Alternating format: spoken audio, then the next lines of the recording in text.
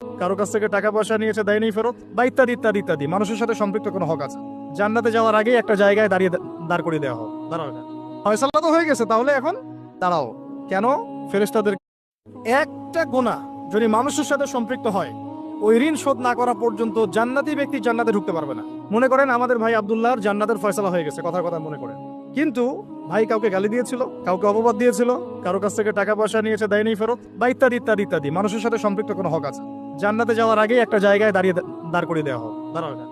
ফয়সালা তো হয়ে গেছে, তাহলে এখন দাঁড়াও। কেন? ফেরেশতাদেরকে দিয়ে বলানো হবে অমুকের এই ঋণ বাকি আছে, অমুকের এই গালির ঋণ বাকি আছে, অমুককে তুমি বাজে কথা বলছিলে এটা বাকি আছে, অমুককে অপবাদ দিয়েছিল এটা বাকি আছে। সবাই এখন সামনে আসা শুরু করবে একে একে।